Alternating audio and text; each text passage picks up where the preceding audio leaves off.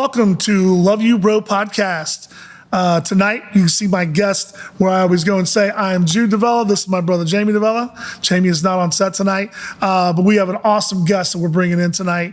A good personal friend of mine that I've had for a long time, Kenyon Rasheed, who is the CEO of a company called Edge3, and is a new platform that I am part of, and excited for Kenyon to come on and talk about it. Tonight, we're going to talk a little bit about the NIL world and what's going on in college sports.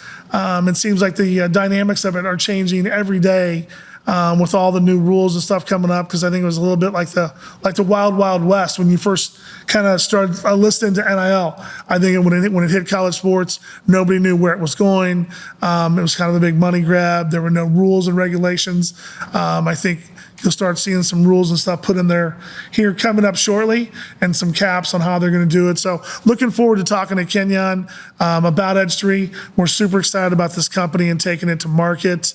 As you know, Jamie and I love talking about, sports. We talk about it every day, and the whole college world as a dynamic right now is just, it's crazy. It's almost like free agency in the NFL and the NBA now. You look around and see where these kids are going. I was talking to Derek Johnson, who we had previously on the show earlier, about recruiting at the University of Texas. There's a TikTok that came out, and they're bringing 3 or 4 of their new 5-star recruits in. And as they're bringing them in, there's two Lamborghinis on one side, 2 on another, that are started up, and they're talking about, what players driving them, and just an entirely different world than the whole college game. And now how kids are getting recruited. These kids are 19, 18, 19, 20 years old, driving, $300,000-$400,000 cars, and that's part of their NIL package. So I'm excited to talk to Kenyon about it. But Jamie and I talked a little bit last week about the Royals. They had a tough series with the Red Sox. They went and split with the Cardinals, but they're right in the thick of things. So looking forward to seeing what those guys are going to do here down the stretch. Chiefs had their first preseason game on Saturday. And the biggest nightmare, what Jamie and I talked about earlier this year, is, what was the one thing that could derail this team and from making a three-peat, from returning to a Super Bowl and doing that, and it was health. And, we go and see down in Jacksonville, first play of the game, you see Mahomes off his back foot. He goes and throws an 11-yard pass to Hollywood Brown, which is our big free agent signing. Hollywood goes down, now has a similar injury as to the one that, it's the exact same injury as the one that Tyreek had here a few years ago. Tyreek was out, I think, 5 weeks. He missed 4 games. So it's going to hurt us. It's going to hurt the Chiefs' offense. But, what Mahomes has done and what he's shown us over the last, several years of what he's done, he just keeps on clicking and keeps moving forward. But for this team to go and make a run at a three-peat, they're definitely going to have to be healthy. You got to keep 15 upright. You got to keep 87 upright. So excited to talk a little bit more about that. We'll talk to Kenyon a little bit about that when we bring him on tonight. Super excited about some future guests. And then we just had some conversations tonight with my amazing fiance, who is such a huge part of this show, with some of our people who've been invested and sponsored our show here. And we're super excited.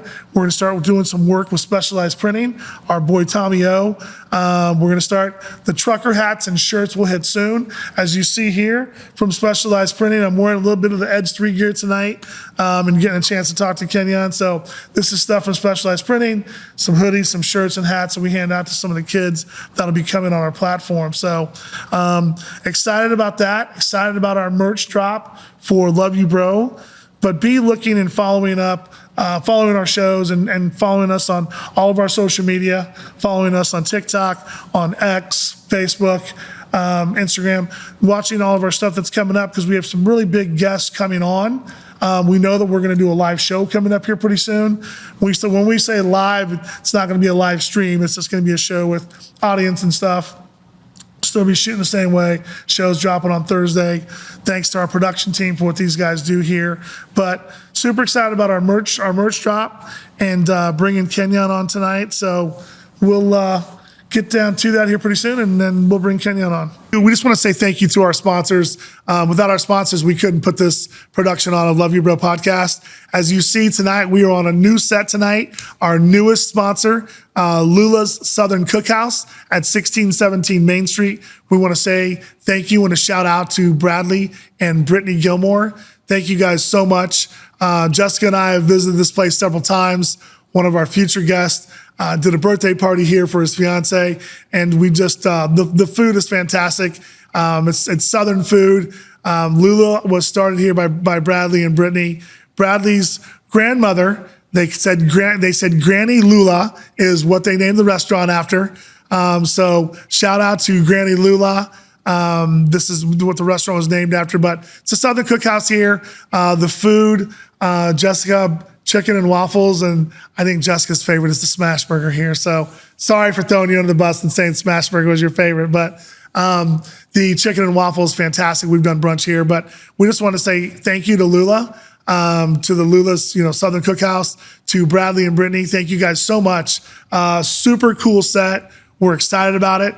And we just wanted to say thank you to Lula's Southern Cookhouse for being part of our new set and being one of our newest sponsors.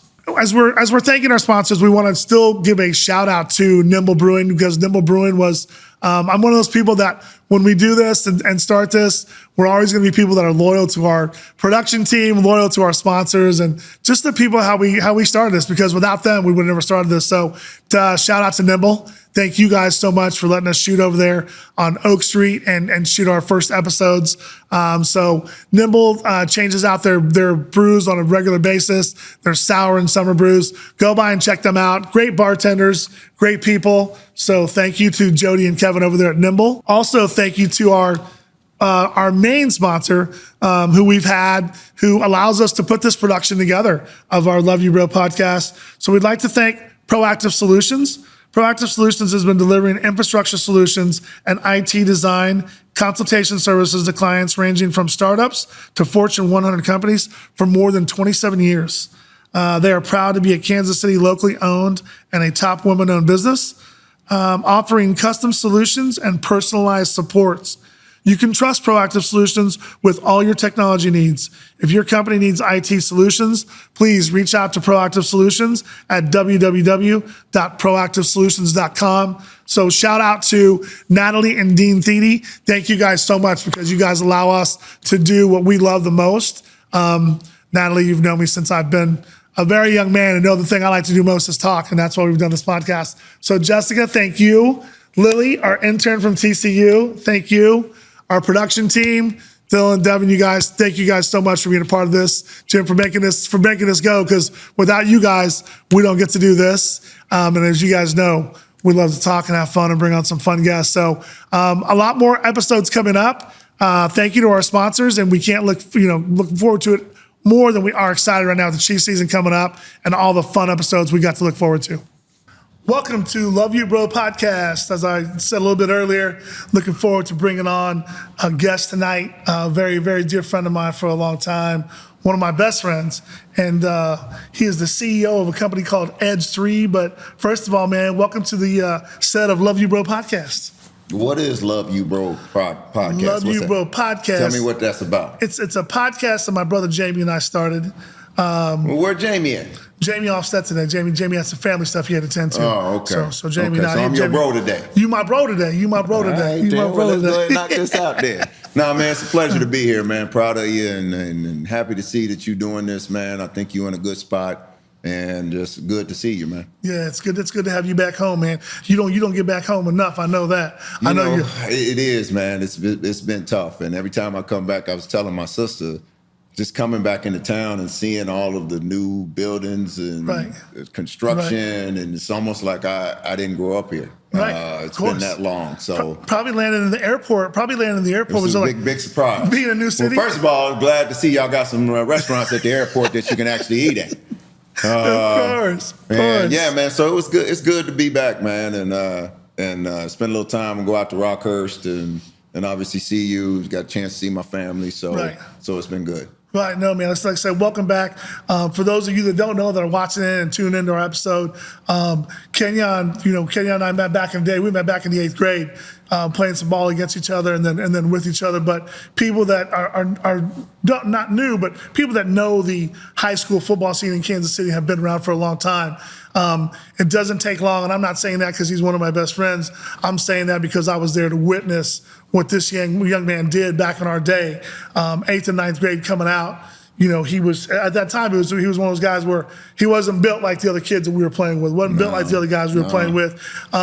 Freshman year in football, they kind of had to pull him back a little bit because he was hurting guys at Rockhurst being a freshman. As big as he was big. He was fast. Came out of Rockhurst in 1988 as one of the top recruits in the country at running back. I'll let Kenyon talk a little bit about that, but that's where Kenyon and I met. Watching him and what he did athletically there, and then what he did later through school at Oklahoma, going into the league. We're going to get into a little bit of that, and then we're going to get into our new platform, which is Edge3. I want Kenyon to talk a little bit about that. But Kenyon, let's talk a little bit about I want to chop it up with you a little bit about back when, when we were in high school. I remember being in the weight room and seeing the Joe Paternos and the Lou Holtz the Tom Osborne, those guys, Bobby Bowden, those guys coming to watch you when we had our little small weight room there at Rockhurst on State Line. But when you look back and think back to when you were getting recruited by those top schools, and we look at all the dynamics and everything that's changed through the years, what stands out to you the most when you're like, man, this is crazy, like the way this is all going down now? What jumps out at you the most when you talk about it? First of all, I think I'd make a little bit more money.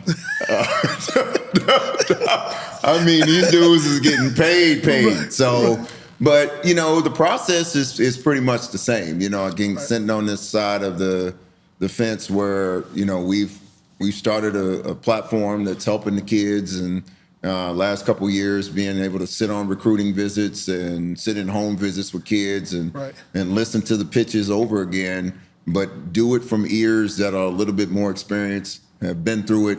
Has been eye-opening. But I'll tell you, it also let me understand how ahead of my time my mom was handling a lot of these coaches, because a lot of parents are intimidated by some of these guys that they see on TV and coming through the door. Right. And it's a power dynamic. Right. And I can just tell you, when they walked in my house, it's a little different. Right. So kudos to my mother for really kind of showing me how to handle.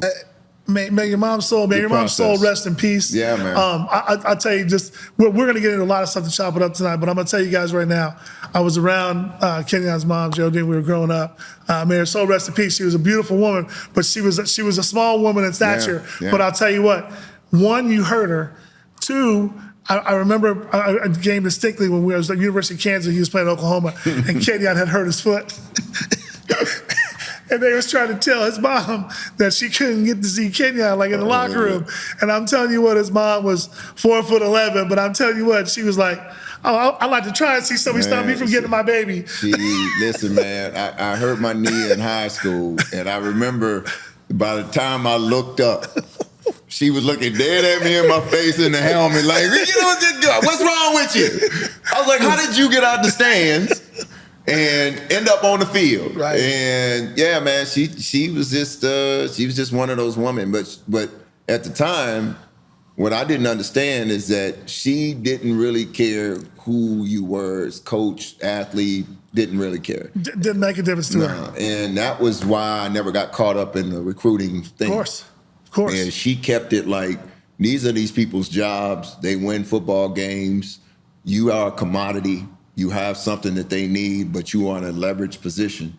So let's leverage what you have. Right. And so she was the first to really kind of show me that, shoot, if you got multiple offers, you pretty much are running the show. Right. And I think back then, the thing for me, like now, when I take a step back and I'm like, okay, how old I am now, to being around you during that time when you were getting recruited, I think your mom kind of broke down to you that it was a business. She broke down that stuff. There was a business to, you know what I'm saying? A lot of parents like get caught up in the, the backpacks, the school gear, this, and what am I going to get, and all this stuff. Where I think when you and I have talked before, your mom broke it down to you, even back then in '87, that Kenyon, like she said, like this is a business, man. She kept it simple. Right. And it was they don't get paid for you to graduate. Right. They don't get paid for you to get a job. They don't get paid for you to raise a family. They get paid for you to win games. Exactly. So as much as they like you, you understand that that's how they put food on the table for their kids and their families is to win football games. They're going to make decisions for you to win football games. Exactly. I think when you and I first started talking, back in 2020, you and I kind of started talking a little bit about kind of where you were in your life and your companies and stuff that you owned and where I was with Primetime Assistants. And we were kind of talking about, where I was with PTA and a lot of stuff that I had seen through the years. And you just realize how much of this is just a business, man. I don't care whether it's college, NFL, NBA, whatever. Like you said, those coaches are there to win games. If someone gets hurt, it's on to the next guy, period.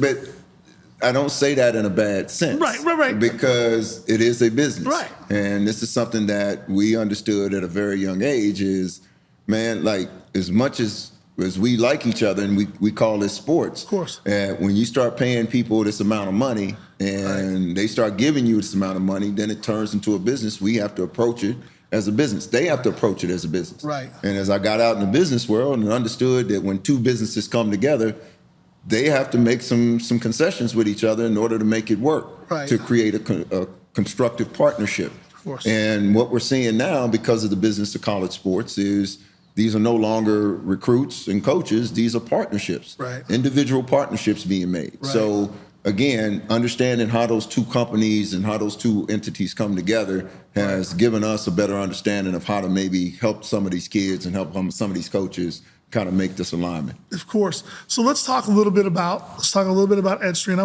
want to go back and talk to you some more about the high school part, the recruiting part, because part of what we talked about and been building the platform was being able to help some of these kids, find an agent, find and not really find one, give them enough information and data that they had so they can make a better decision, a more informed decision on when they were picking these things, correct? Yeah, but this is what I'm saying. Unless you've been in our shoes, you wouldn't understand how many decisions you have to make. Exactly. And I mean, every second is a decision. Right. So I'll give you a scenario. In today's world, your coach just left a school. You just signed with a school. Should you stay and wait for the new coach to come in, or should you put your name back in the portal? Right. Now, I've got 48 hours to make that decision. And now who do I call to find out what should I do? Of course. Generally, that's a parent, that's a grandmother, that's a high school coach, that's someone who maybe is not as deeply connected into what's happening across the industry as you need in that moment. Right. So if we're connected within that industry, let's provide some information back so you can make a better informed decision. Of course. But you need to understand where decisions are made in those touch points. The last 3 years, we have done extensive research. Right. And I mean this. If you are going to talk recruiting and you've never been on a recruiting trip with a kid, you can't talk recruiting. Oh, how can they give them that? How can they give them that information if they've never been recruited before? Or are you getting recruited? Like, are you understanding the process now? Right. So it's been the most eye-opening experience for me is to be on recruiting trips with kids and see 300 kids going through Oklahoma and Oklahoma State and listen to these coaches talk about you can have 89 uniform combinations. And, if you come here, we love you. We're going to treat you like family and we're going to give you sneakers and we're going to like that. And I'm like, well, what if I ain't playing? Right. Are you going to do the same? Right. Because again, this is the same pitch that they were giving to us 40 years ago. And I'm not knocking it. Right. But as I said, it's a different era in terms of partnerships. Right. So on the other side, to teach kids how to ask the right question. Like a lot of times you're intimidated because they sit in the powered positions. You've seen these coaches on television. Do you know their programs? So to get in a room with them and ask them some hard questions about what they're telling you is often not in the position of an 18, 19-year-old or a parent because they don't want to ruin the opportunity, right? So I'm not going to ask a tough question like, well, you're recruiting 3 kids that do the same thing that I do. Of course. So how can you guarantee me playing time? Right, you can't. Well, they do it all the time. Of course. And unfortunately, a lot of kids and parents make decisions based on trust and what the coaches and so forth are saying. Just do your homework. Is what we're saying. I think one of the biggest things with me over the last few years of being around you more and spending more time doing this was just, you listen to the parents talk about, my kid's at this camp and he won this award, he did this, and these schools are calling and talking on him. And then, going with you out there and being out there in the field and seeing some of the kids. Let's talk about being out in the field. Let's talk about red flags, Jude. How long did it take you to understand red flags? Red flags, man. And tell them the story that that the light bulb finally went on at the Popeyes drive-thru. Well, listen, it was funny because we were in Atlanta at the time, man. And when that person was asking us questions, we knew the order was messed up. They weren't going to have everything right. And you go right there. I said, "There's a red flag right there." And there's a possibility this is not going to turn out well. She's asking too many questions. It's taking too long. But those are the types of signs that we look over in our normal lives that in recruiting, you throw it out the window. Of course. But if you look back, you go, you know what? Probably should have known that there was something not right, or it potentially could go the other way. You see so many of these parents now, even nowadays, that talk about, they're getting more involved in their kids' recruiting. And like I said, in some of these cases, they're talking about, my kid was at this camp, he did this, he won this award, he did this. Here's the 3 schools he wants to go play at. And when they're talking to us and we're looking and going, okay, this kid wants to go Georgia, Alabama, Clemson, and we're looking at a kid, and he might be a linebacker, might be a wide receiver, whatever, and we're looking at a kid's 5'11", 235, running a 4.6, and you're looking at me going, now you go to Georgia's lineup right now, you go to Alabama's lineup, and you tell me how many 5'11" linebackers out there doing 4.6 40s? Zero. If you don't look, it's either you don't want to look. And not saying that you can't play at these places. Of course, there are outliers. Right. But I would want to know that if I get in a room and I'm 5'11" and everybody in there is 6'3", and everybody's playing is 6'3", I probably ain't gonna play. Of course. And it's a simple question that I tell kids to ask. When coaches say you have an opportunity to play, first question you need to ask is, what's the average age of your starter? Of course. Because if I'm 18 and 19 years old, but your average starter is 23, 24, in today's era, just go back, look at the college football playoffs, look at those teams. Go look at the college basketball tournament, the Final Four. Go look at the average age of those starters. We're now in the era of free agency.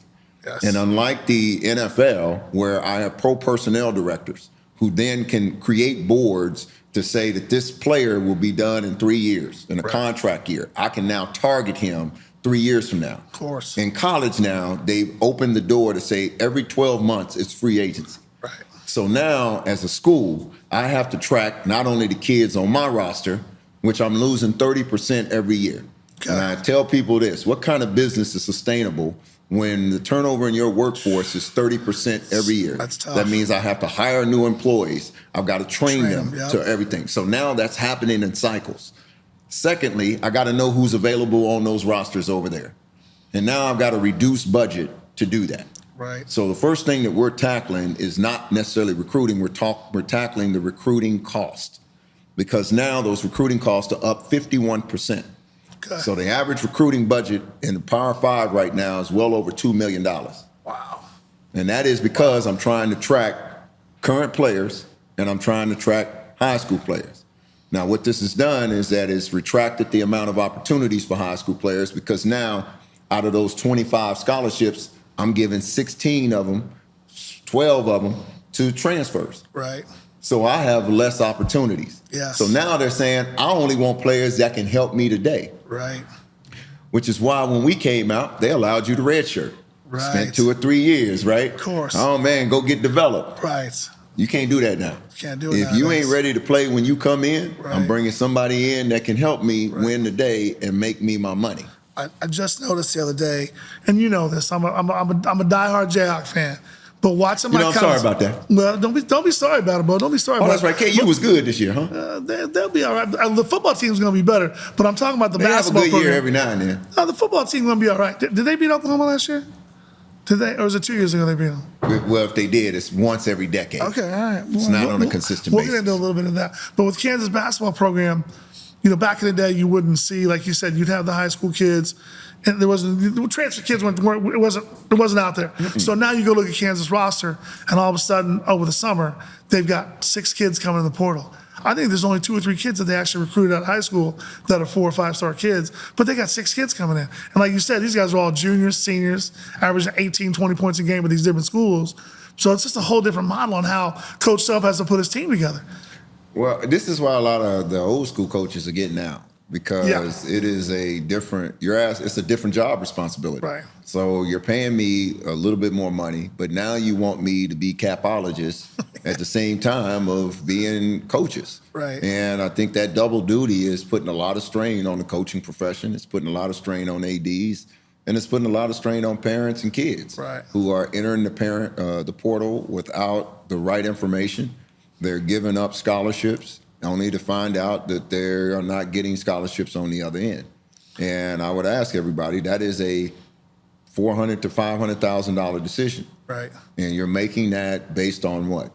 So all we're trying to do is try to provide a little bit more information and get you to start to ask the right questions so you can start making at least logical decisions. Now, we know 100% that decisions are always going to be on both sides. Of course. But if I can weigh all of the opportunities and the information, and let's say things don't pan out, and this is really what we went to universities in college athletics and really have put out there is, now when I write a $4 million check to a kid and that kid doesn't work out, somebody's got to answer, why did we wrote this $4 million check?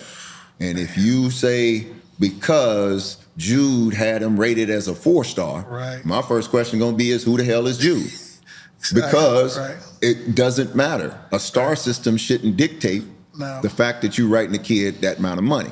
When in the NFL, you got to go to Indianapolis and go through a battery of tests and answer 450 questions, get checked by 32 teams' doctors by inside and outside before they decide to spend some money on you. And only in college do we not have the opportunity to do that because these institutions are not built the same way. So that's interesting that you bring that up, because I look at some of these 7-on-7 camps. I look at some of these combines and stuff that these high school, and they're throwing them all over the country. And you know this. They're throwing them out in California, throwing them in Texas, Florida, in Kansas City, and St. Louis. Same thing, the combines, right? And you go and you see, and all of a sudden they've got these 2 or 3 guys in Missouri, 2 or 3 guys in Kansas that rate all these kids that come out of combine. And I just, for my own personal wanting to know, was like, okay, what's this dude's pedigree? Like, what's his background? First of all, half of them ain't never played. That's what I was getting to right there. Secondly, what we found out, because if you actually do your homework and look at the data, it starts to tell you things. And this is what we found out about the rating system. The more offers you get, the higher you're rated. Doesn't mean you get better. Doesn't mean you're better than another kid. It means you got offers. You got more offers. Now, offers means that, okay, I like you. Doesn't mean you got a scholarship. Right. And you can tell that by the data, by simply saying, I got 6 scholarships and 85 offers. So maybe my offer is not as valid as I thought it was. Right. But if you talk to parents and you talk to kids, they believe that those offers are real, are 100% real. Yes. So I'll ask people, if we trust the star system so much, 4-star, 5-star, he's a 3-star kid, he's a 2-star kid, he's a 5-star kid, then you tell me the percentage of 5-stars that are drafted. I don't know. I'll give it to you, 43%. 43% of 5-star kids. So that means that you're wrong a lot. But yet we trust the same system. Right. And it's because it's created peer-to-peer pressure. And when I say peer-to-peer pressure, that is, I am rating you according to you. Me and you are peers. Yep. You're a 4-star, I'm a 5-star. What the hell does that have to do with the college starter that I got to go compete against? So if I was a college, why would I rely on that when I don't need to see you next to him? I need to see you next to the baseline, which is these players that are out here producing. So the first thing that we did is remove the peer-to-peer. We went peer to baseline, which means I'm going to compare you to that starter at that school so we can get a comparison of how you will predict and project there as opposed to him. I don't care about him. So that's the difference of how our system is looking at data. It still just amazes me that these guys, like I said, I go and look at their pedigree, and it's like you said, they've never played before, but yet they're out there still going, this kid's a 3-star, this kid's a 4-star. Why are we believing these guys when they're saying that they're good? Listen, I'm not going to knock them. I mean, like, if you study, and there's certain guys that can see it, but one of the eye-opening things of this whole process was to see how like-minded Right. a lot of us see the game. So where I would get videos of kids who say, look, I want to play at Alabama. I want to play it. And I would send the video out to the network. And by that, those are Hall of Famers. Those are guys that have all played. I wouldn't put a name on it, wouldn't put a territory, and would be like, break down this tape, tell me what you see. Right. And I started recording all of the responses. And they were similar in nature, starting with a Will Anderson. I mean, I didn't know who the hell Will Anderson was. Right. You came to me and said, hey, man, I think there's a dude down there that we need to holler at. His name is Will Anderson. And I'm like, man, who the hell is Will Anderson? He's like, he played at Alabama. So what did I do? I hung up the phone. I called BJ. BJ's on SEC. He covers SEC. Right. I was like, man, Will Anderson. He said different. Different dude. I was like, man, please. He's like, no, different. Yeah, different dude. So then I hung up. I called Warren Sapp. I said, Warren, Will Anderson. Oh. He's like, oh, man, this dude is strong, man. Hands, hips, I mean, everything. Yeah. I'm like, all right, I watched 3 plays. I was like, yeah. He's different. He different. His motor's different, man. His speed, his stuff off the edge. Strength of his hands, yes. The leverage he plays, his motor. I mean, like it stands out. Right. And my thing is, if we are all seeing these things the same way, and then you start looking at how they coach their kids, how they raise their kids, how I raise my kids. Right. And it's really because we have an understanding of what that baseline looks like. Right. You know, talking to, Derek and Dwight Johnson in Atlanta, who was training him at the time, they were telling me in the 8th and 9th grade, like, man, this kid's going to be something. And those guys can see that train those kids and do that. To see Will win, defensive rookie of the year last year was cool. He had a hell of a season last year for his rookie year in Houston. Yeah, you know what? And it's just what I tell everybody. The joy of this job is being able to help parents and kids at times that you wouldn't think need help. Right. And I tell everybody this story. It was after the Texas game. And, Will had a rough game, right? And he started out, he was supposed to be a top 5 pick. He had 17 and a half sacks his junior year. Heading into his senior years, when we working with him, everybody's expecting big things. Right. All of a sudden, the sack numbers are down, right? And everybody's like, oh, we don't know if he's got the explosion and this and that. And his mom, after the Texas game, calling us saying, I don't know whether to go down there and slap him upside the head or cook him a meal. Right. And as a parent, I get it. Right. Like, what do you do? And what we said is, nah, Mrs. T, let us get him. Yeah. We scheduled a Sunday call. We put Warren Sapp, we put Gary, we put Horace, we put BJ, all of us on the call. And what we told them is what every athlete go through. And to listen to Warren say, man, listen, you getting double teamed now.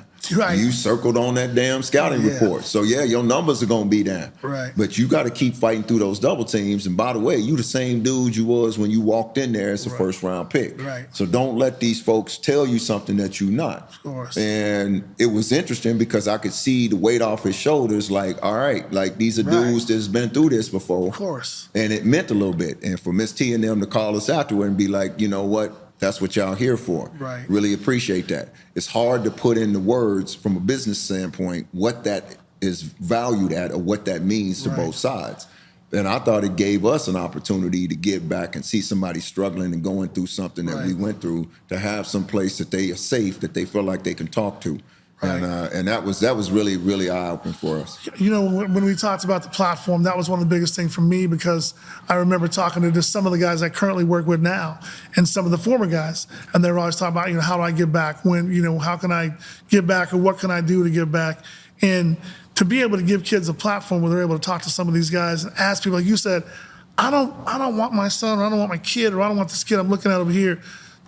Not that I don't want to knock, like we said earlier, but like I want them to be able to talk to people who've walked that walk before. I want someone to talk to someone who's been recruited Division I, who's had to go find an agent, who had to go find a financial advisor. They need to talk to people who've walked that walk and done that. And that's part of why we had talked about this platform in the beginning, was give these kids an opportunity to talk to people that have been there before, man.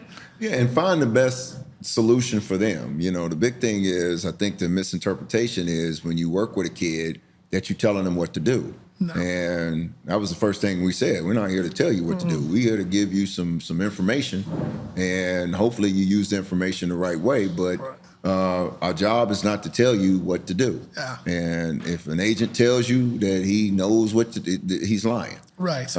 Because no one really knows that. No. But again, we also have a methodology in place. So our ability to interview agents, our ability to understand financial planners, to understand what the business models are, and also understand on the NFL side and the NBA side how they make money, how they conduct their business allows us to advise and put information out there the right way. Now, what I will tell you is in the last 3 or 4 years, as we started to do this, everyone's telling me that's not a product. So we had to go learn AI because we understood the data plays a part of that decision-making process. Right. And because kids are consuming data a lot more than we did, they want answers right now, and they are going to ChatGPT. And by the way, if your kid is in high school or college, they probably cheating. I'm just telling you right now. Ain't nobody learning anything. Just going to ChatGPT. Everything is ChatGPT. ChatGPT. So when people came time to make decisions, as I said, do you want to talk to a 50-year-old man or do you want to talk to ChatGPT or something like that? Right. It's all based in synthetic media, and that's what we're trying to put is let's go meet them where they are at instead of expecting them to come to us. And so that's why it's been for us to go to the schools, go to the kids, work with 8th graders. I'm coaching the 3rd grade team. And by the way, oh my God, that is the funniest thing in the world. In fact, I had to send you a video. I can't see you coaching the 3rd grade team. Oh, my sister seen me coach these little kids. And by the way, these little kids be driving me nuts. But it keeps me connected to what these kids are going through because they under pressure. Right. Like I tell this quick story, man. I was coaching the 3rd grade team, right? And I'm like, this kid, I'm like, hey, you went to the wrong place. Or what are you doing? This kid just breaks down, just bawling.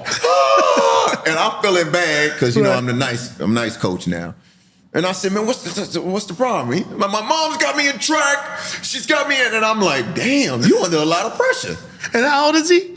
10. 10, come on, man. He crying. But he really feeling like, my mom got me in track, and every parent is at practice. Right. Filming practice. And I'm like, if you at practice, my mom would never have my practices to tell me you had a bad practice. So it's just a different era, and the parents are a lot more involved in their kids' sports than they ever have. So you have to make sure that they're part of the process and make sure that it's collaborative. And that's been kind of part of the learning game is how involved these parents are in these decisions. All right. Well, coming up, I want to talk to you a little bit about how we met back in high school, a little bit about our stuff. Man, listen. And then we're going to get into we're going to chop it up a little bit, and then we'll keep talking a little bit more about Edge3 and what's going on. But again, like I said, man, I love you, brother, and just thank you so much for being on today. You got it, man. Anytime. So Kenyon, when we were off set, you know, you and I were talking a little bit, and we found out that we've got one of our old former Rockers teammates' sons working on the production crew tonight. So shout out to David O'Keefe. David O'Keefe, the Rockhurst crew. David Baker, some of them boys. Man, all the network, man. Every time I come to Kansas City, it's all some Rockhurst stuff going on. Yeah, man, that Rockhurst love and that Rockhurst brotherhood. I know I was only there a year. Should have never left Rockhurst. I come on air and say I never should have left the Rock. I had great teammates, great coaches. But you left because somebody was better than you. Who? Yeah, what? Yeah, somebody was better than you. I ain't gonna say no names, but and you was a baseball player, right? I think I played a little basketball, a little football too. You did? I think I did, yeah. Okay. Yeah. Well, man, I thought you was a baseball player because that's how we met, right? We did meet in baseball. So let's go back to the baseball story. So we're in 8th grade. So I'm going to go back and say this. Now listen, I was coming off an injury. I can't believe you don't remember this injury because I had to wear a mask over I had a ball hit off my face in July. This is in August when we're meeting like in the city championships that we're meeting. And you got to understand, you guys, this young man here, when he's in 8th grade, this guy, he had a baby face, but his body was built like a grown man. This dude steps in the batter's box. I'm looking over my coach. Shout out to Jimmy Dorlack. Jimmy D was my catcher. I'm looking at Jimmy D, and Jimmy D's looking up at Kenyon like, whew, we got a grown man in the box. Anyway, I don't know what I threw you. Change up, curve, what it was. Something. But I know you lost it in the trees. Field 8, 3-2. Yeah. Johnson County 3-2. Field 8. You lost it in the trees. And I remember you going around the base, man. You was hooting, you was hollering, you was letting me know. I was probably just happy. You was happy. Yeah, happy. You always say you was because I kept hearing about happy. this left-hander and this dude throwing fire, and I was like, man, this dude ain't throwing fire. We got him. So anyway, Arrow 4 they beat us that night. So the best part for me was in night 2, my man, Mr. Kenyon Rasheed, was on the mound that next night. Well, really, I'm not a pitcher. I wasn't supposed to be pitching. Well, you was on the mound. The pitcher was sick. So I was like, all right, coach, I'll go ahead and pitch, even though my arm is hurting. And I had an elbow problem. Okay, listen, talk to your dad. Your dad wouldn't believe that. Anyway, this guy, when he played any sports, I don't care what he was playing. Whether he playing horse, what he playing, was always a competitor. I don't care, hurt, tired, sick. He was going to beat you one way or another. So Rasheed was up on the mound, and I don't know, you threw a pitch, and I got into it a little bit. Yours barely cleared the fence, and I think he was using an illegal bat, too. I'm pretty sure his bat was illegal, too. I would say that. I asked them to check the bat, but they didn't want to check the bat. Oh, man, so you know why. But you came back. You showed me a little something. You do remember me coming outside. I was like, hey, I just kind of tipped the hat to King and let him know. And y'all lost that game, too, didn't you? We lost the game. Well, that's the whole point. Y'all lost. But you got me once, I got you once. That's how. Well, I got you twice because we 2-0. Right, see, I'm not all about the individual stats. I'm all about the wins. I'm talking about the home runs. You got me once, I got you once. That's how we met. Anyway, we met. That's how Kay and I met. We started playing a little bit of basketball together, started playing together, and that's how I ended up over Rockers, man. It was really Jimmy Dorlack and Kenyon being like, man, you got to come play with us over here, man. And there was nothing better than playing with those guys, the relationships and stuff that we built have been lifelong relationships. I was there, a year, but we always stayed in touch. We were close, we were tight. I left Rockers because there wasn't a baseball program over there. Went to East to play baseball. But we always remained close and tight. I always kept up with Kay and his family to watch what he was doing when he was getting recruited, everything, going up and seeing him, down to Oklahoma and all that. I used to come pick you up in high school. Yes, you did. Yeah. Yes, you did. I don't know how your daddy let you get in the car with somebody who was 13 years old driving. I remember when you came and picked me up in Pop's Lincoln. Yeah. And we were to go see Run DMC at Kemp Arena. All y'all parents ought to be ashamed of yourself. When I didn't have no license, I said that. Sis, there was no driver's license. Pop gave him the Lincoln. He was 14, pulled up on Cedar Street in my house. And all these parents let their kids get in the car. We had about 6 people piled in there. Your parents wouldn't let you do that now, would they? No. Yeah. No, he was not. I think all them bad parents out there let their kids get in the car with me. We was down at that concert. We was 14 years old. And we was down there messing with all the older dudes looking at us like, man, what these dudes doing this Lincoln down here, man, doing this concert? I wouldn't recommend doing that. We wouldn't get away with these days. We wouldn't get away with these days. But that's how we met, man. That's how we formed our friendship, and it's been a lifelong friendship, man. And we're excited to be part of Edge3. When Kenyon came and told me about the platform and the idea, I was super excited to just be a part of it. And we're still. Well, let's rephrase that. I didn't call you to tell you about the platform. You called me to slow me down, to tell me what you were trying to do. Right.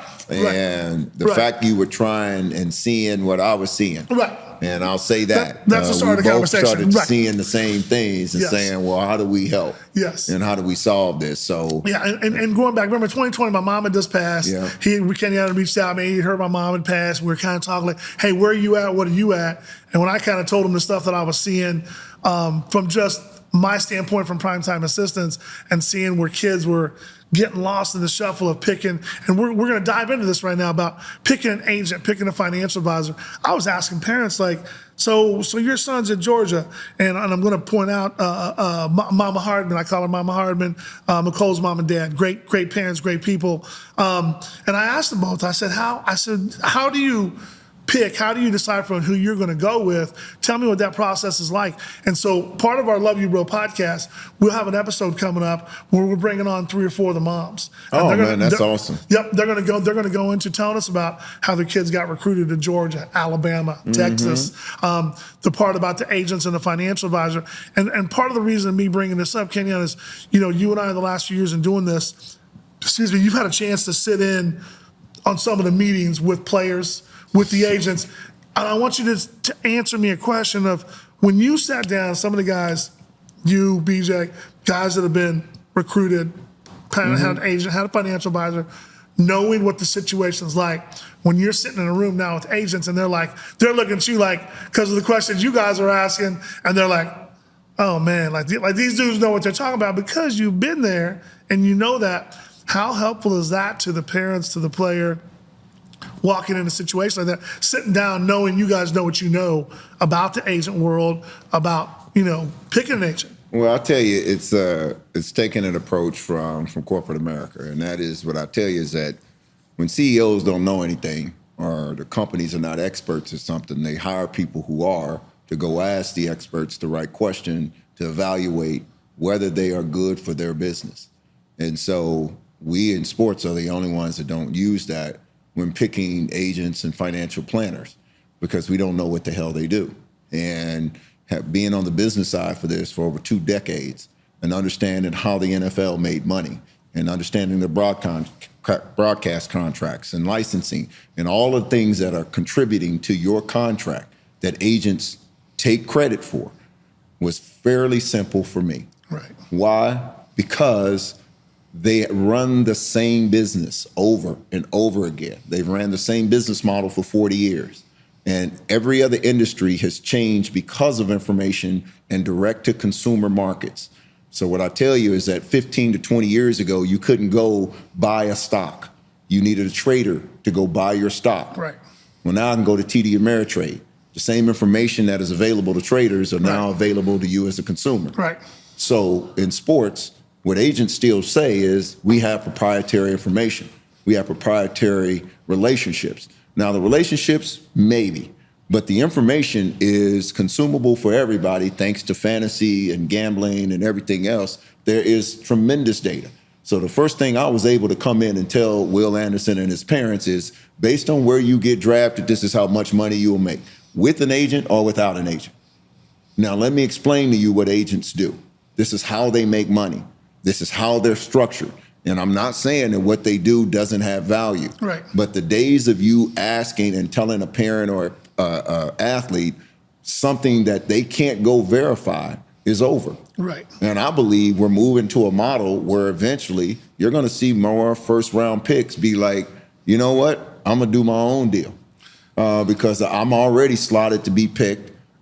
It's a set number. Right. I'm a higher agent on my second contract. And I'm not saying that agents are not valuable. I really want to put that out there. Of course. No, I get that. And I think what you just said is something very important, because a lot of these first-round kids and stuff, and I know they sign with the big agencies. They sign with the CAAs. They sign with the Clutch Sports. They sign with the, and there's a lot of value to that. But as we've talked before, those first-round kids, like you said, all that money's slotted.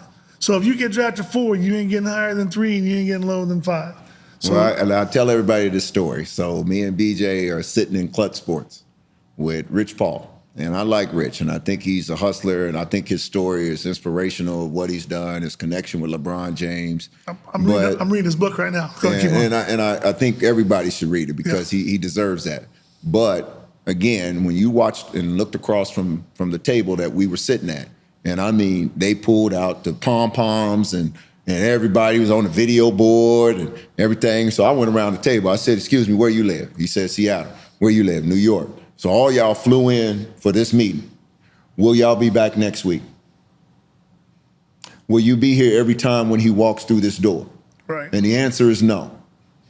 But the illusion is I'm going to bring all of these people. I'm going to have the CEO of UTA show up 10 minutes late because he's important. And then I'm going to talk about my relationship with UTA, Clutch Sports and UTA. What I ask is that an acquisition? Is that a merger or an investment? Because you got one board seat. Will Will Anderson have a board seat in UTA? And the answer is no. So let's set the table and understand that you run your business, he runs his. Right. So this is going to be a business relationship.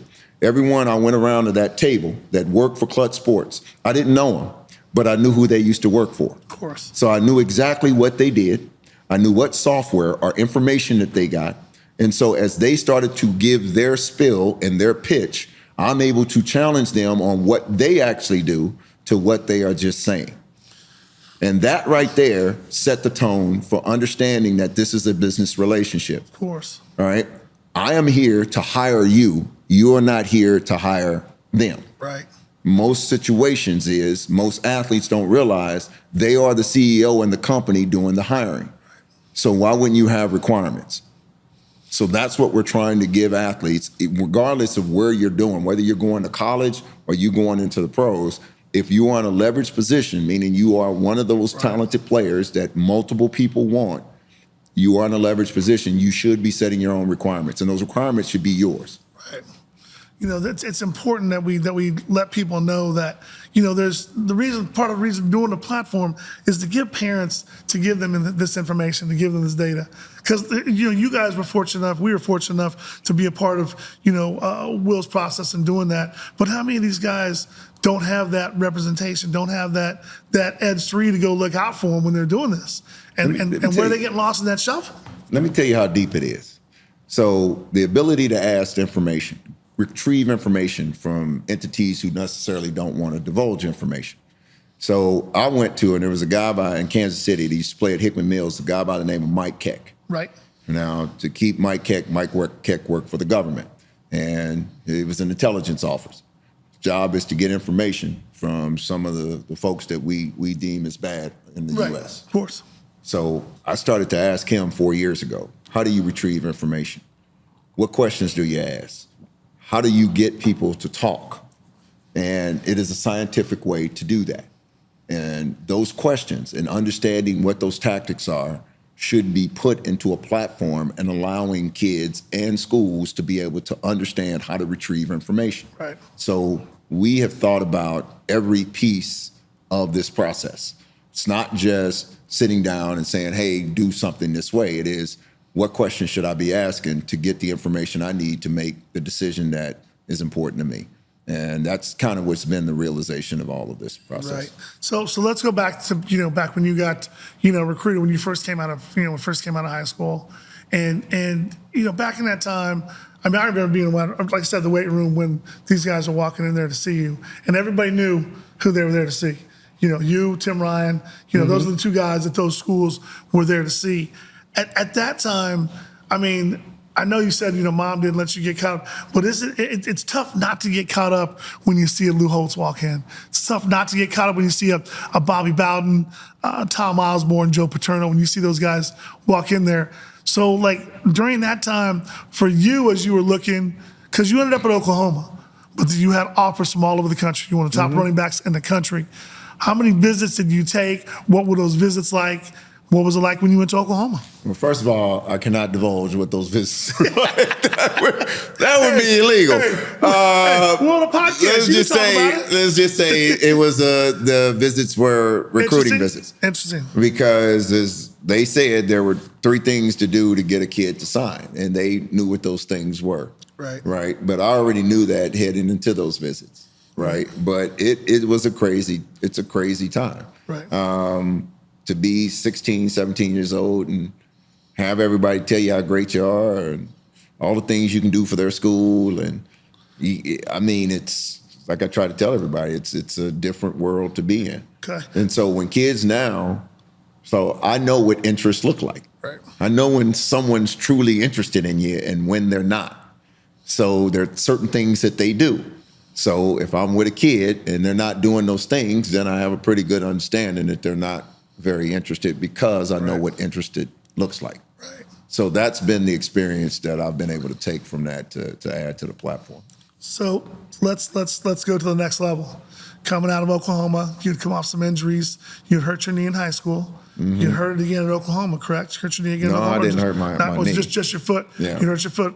So when you're coming out of Oklahoma, though, what was that process like for you and your family when you were picking an agent? How'd you pick your agent when you came out? Well, I had a family friend by the name of Dr. Mack, who was a dentist, and he was the only family friend I knew who I trusted from a business standpoint. So I actually interviewed agents at his dentist office with him there, and he was able to ask certain questions. So I found somebody that I trusted, that I figured was in this business world, and could ask the right questions to determine whether this was a good fit. Right. So no different than the process that I'm using now. The only problem is Dr. Mack never played sports, right? So there were things that when I got to be and hired an agent, like what I realized is I was a minimum league player. So I was making the bare minimum. So why am I paying this dude 3% when he didn't give me any more money than I was going to get myself? Right. So I like the agent, but I was like, man, so tell me, why am I paying you 3%? Right. He says, well, we did the contract. Yeah, what'd you do, fax it? Right. So, I mean, I'm like, just like, okay, well, so I'll pay you per hour. Right. But it just doesn't make sense to me that dudes was just writing 3% of their check away because you said you negotiated a contract when I wasn't on the call. Right. So I started asking the agent, if you saying you negotiating, can I listen in? Can just to hear what you saying, just to make sure you working on my behalf? Can I get some billable hours? Yeah. Just to make sure you spending as much time negotiating these deals as you say. I'm not saying you're not. Right. But last I checked, attorney doesn't just tell you 3%. He's giving you billable hours. I remember one time being with one of my players, and we were with his agent. We were out to dinner here in Kansas City, and we were talking. And I asked my player. I said, "So what does he like? What does he do exactly like for this 3.5%, whatever he's getting, right?" So we're talking to the guy, and I asked him. I said, "What is it, that you do? How is this calculated? How does this work?" He told me. He said that because this is the norm. This is the norm. No, I believe it. And so I look at that, and for years, I think these agents are just telling these kids, like, this is what it is. Everybody pays 3% across the board. So until you start seeing people come up, like we had the situation with Will, as far as being able to ask questions and being with people that know. You say Will over $2 million on his rookie contract, and I got the numbers to prove it. Listen, people want to ask why you should use a platform, not just saying Edge3, but why you should have somebody in your corner like Edge3's platform, like the guys that we have on our, on our team, on our ownership group. You have to work with people that have this knowledge, that have been there before, that have walked that walk before. How many NFL players do you work with? How many do I work with currently? Yeah. About 7 right now. Okay, so do me a favor. Ask each of them, based on the number of your sponsorships, I want you to track that back to NFL money. Meaning, NFL sponsors, and there's a lot of them, have money allocated for talent. Right. What they do is they go down the list and they call these agencies. They ask the NFL, who are these top players represented by? Right. They then call the agencies with the deals. The agency then turns around and tells the player, I got you the deal, charges them X amount of percent. I'm not even going to blow them out the water like that, but let me just tell you, it's not worth what they charge them. Now, the only reason I say that is that's what we call an inbound deal. Now, when I introduced inbound deals into the interview process, nobody knew what the hell I was talking about. But as an athlete, you should know the difference between an outbound marketing deal and an inbound marketing deal, okay? Because there should be different prices attached to both of them. Because the work that your agent does is different in both. So we're not gonna throw anybody under the bus. No, we're not trying. I said, I'm bringing Kenyon on to talk about this stuff. It's more about talking about the platform, talking about how we can help kids, talking about some of the things that we've seen over the last few years and what Kenyon's seen the last 2 decades while you've been involved in this.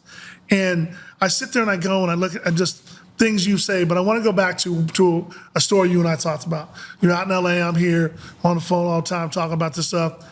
And you talked about an agency. We're not going to bring them up because we're not here to do that. But the agency had brought in their marketing person. Yeah. And they were like, boom, this is what the marketing, we get 10%, whatever the percentage was. And I remember when you said, like, what is it you do for this percentage? And when he was just looking at you like he didn't have a good enough answer to tell you what he was doing. Like you said, inbound. And what are you bringing to the table? Is this something that already comes from the league? Is this a shoe contract that everybody in the league gets some type of shoe deal? Whether it's free shoes or how much you're getting paid, how big you are. But tell me a little bit, tell our viewers a little about the story that you remember, that you know what I'm talking about. Well, but what I can tell you is historically, we already knew what that person was doing because we had been tracking the contracts they were sending to the client for the last 7 months. Right. And we were countering those contracts, the parents, through an email, through bullet points that I gave them to increase those deals on an average of 175%. This is after the agency had told them this is the max amount that this brand is going to give you. Because we know how to position deals because we've been doing these NIL deals for the last 35 years. Right. So we know every contract, how to counter things.